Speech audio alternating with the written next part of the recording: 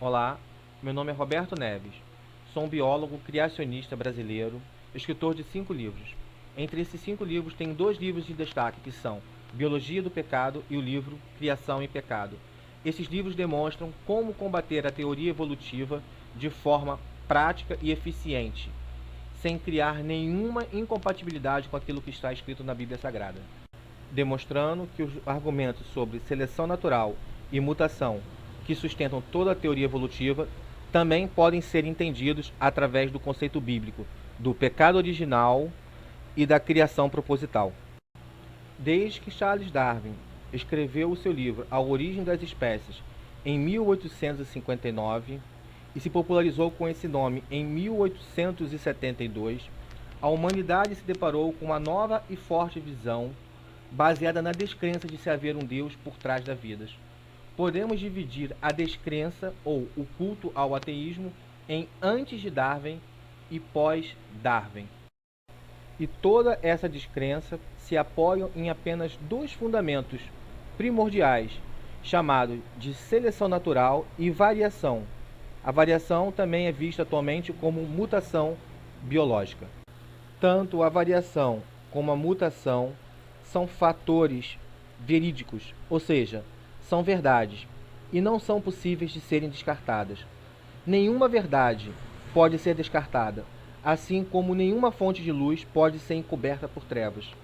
Apesar do darwinismo ser uma hipótese que permeia muitas mentiras dentro dela, os 2 alicerces principais, que são a seleção natural e a mutação, são verdades. E não há como se remover esses 2 pilares. A única forma, então, de se combater a teoria evolutiva é compreender o como esses 2 pilares se encaixam dentro da Bíblia Sagrada. Quando eu aceitei que essas 2 verdades não poderiam ser descartadas, mas deveriam ser revistas à luz da verdade, que é a Bíblia, como em um passe de mágica, me foi revelado exatamente em que pontos essas 2 verdades ou esses 2 pilares estavam contidos na Bíblia. Para isto, bastou apenas uma única informação me vir à mente, que foi entender que mutação é simplesmente um erro biológico. E todo erro, de acordo com a Bíblia, se chama pecado. Sabendo que Deus é o criador da vida e que os genes é a informação da vida criada por Deus, qualquer erro contido nos genes feitos por Deus podem ser vistos como erros, e todo erro pode ser interpretado como pecado. Dessa forma, podemos dizer que mutação nada mais é e nada menos é do que pecado. Se compreendermos que a mutação é um pecado, poderemos entender que toda teoria evolutiva é baseado na crença do pecado original. Entendendo que a teoria evolutiva é baseada na crença do pecado original, podemos então argumentar uma nova forma de pensamento, chamada por mim de biologia do pecado. A biologia do pecado utiliza os mesmos 2 argumentos de Darwin, chamado seleção natural e mutação, com uma modificação simples, tradutória, colocando a mutação como erro e a seleção natural como um processo reprodutivo. Usando esses 2 princípios, teremos o que eu chamo de biologia do pecado. A biologia do pecado é uma resposta direta à biologia evolutiva, sem desmerecer nenhum argumento bíblico, pois a biologia do pecado se baseia diretamente no conceito bíblico do pecado original. Eu utilizo o conceito científico da biologia evolutiva, que são seleção natural e mutações, através do que a Bíblia chama de pecado original e processo de reprodução. Dessa forma, podemos entender que tudo aquilo que Deus criou, desde o princípio da criação, é afetado pelo pecado original, passado de pai para filho, de ser para ser, de geração em geração, mudando cada forma de vida de forma lenta e gradativa, mudando todas as formas de vida, afastando todas as formas de vida em relação à imagem original a qual Deus a criou. E por causa disso, a biologia do pecado nos revela o verdadeiro efeito do pecado sobre a vida e sobre a forma de pensar de todos os seres vivos. É por causa do pecado que nenhum homem é mais a imagem idêntica e semelhança um do outro. Todos nós possuímos entre nós mesmos variação. Não somos cópias perfeitas um do outro. Possuímos individualidade aparente. Quando Deus criou Adão, lá no Éden, ele fez uma mulher à sua própria imagem, retirando de Adão uma costela, fazendo Eva carne de sua carne. Dessa forma, é de se esperar que Eva fosse muito parecida com o seu próprio marido, física e mentalmente. Contudo, os próprios filhos deles tiveram variações comportamentais dentro de si. E essas variações comportamentais apareceram logo no princípio do pecado. Não é só o pecado comportamental que foi causado pelo pecado original. O pecado nos fez modificar de forma lenta e gradativa, alterando a nossa aparência. Imagine que Adão tivesse uma face X. Digamos que a face X fosse da cor negra. Então, como surgiria a face da cor branca? Somente o pecado poderia causar isso. Deus não criou um novo Adão branco, ou um Adão amarelo, ou um Adão vermelho, ou um Adão com uma outra cor além da cor original a qual ele havia criado.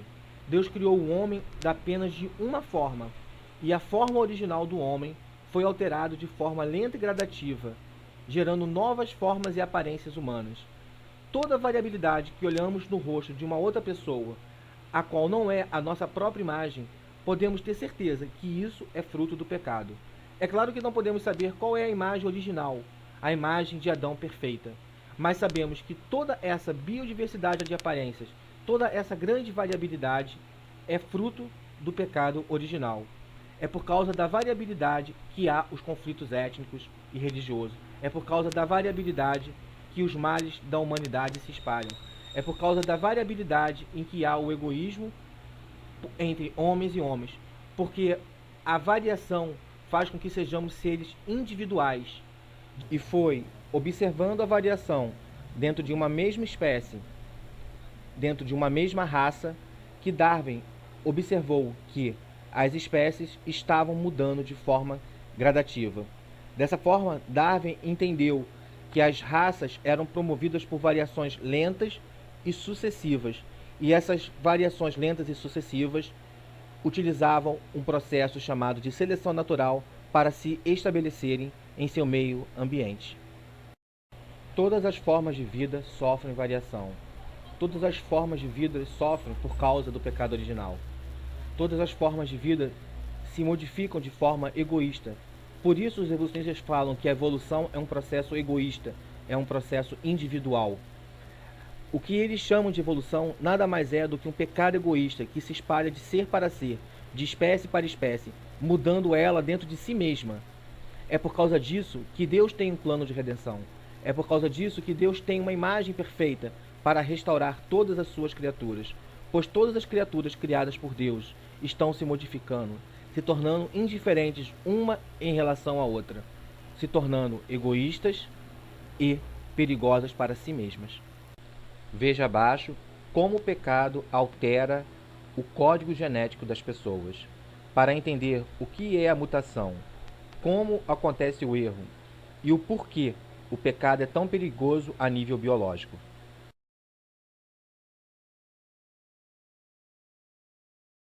A point mutation is a change in the nucleotide sequence of a gene. This can result from an error during replication that is not corrected by the usual repair mechanisms. Under normal circumstances, adenines and thymines should bind to one another, as should cytosines and guanines. In a base substitution mutation, a non-complementary nucleotide is incorporated into the new strand. The resulting altered triplet may code for a different amino acid, or even a stop codon.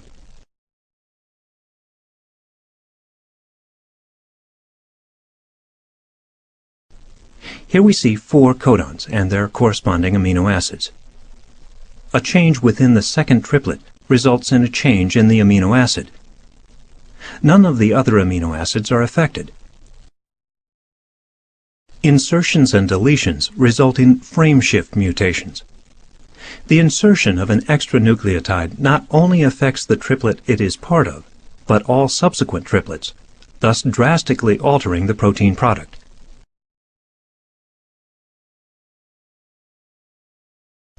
The result is similar if a nucleotide is deleted.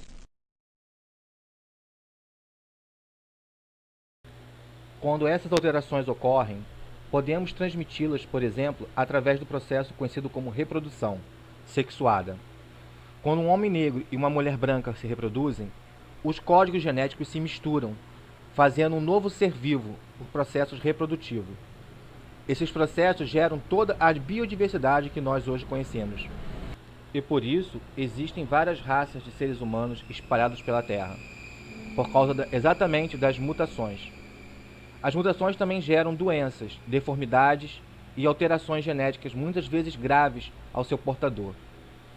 É um erro crer que as mutações criem o processo chamado de evolução. Por exemplo, a qual o homem era um macaco no passado e foi gradativamente se mudando até se tornar como nós o conhecemos hoje, como Homo sapiens. Isso não tem nenhuma prova científica de ter ocorrido. É uma espécie de ilusão crer nesse processo. Teologicamente, devemos entender que foi Satanás quem criou o pecado. E também entendermos que Darwin compreendeu esse processo e o sistematizou. Hoje temos a sociedade ateísta, a qual idolatra esse processo. E o único ser capaz de vencer esse processo é o próprio Jesus Cristo. A perfeita compreensão do pecado nos leva a entender o grande papel que tem Cristo em nossas vidas.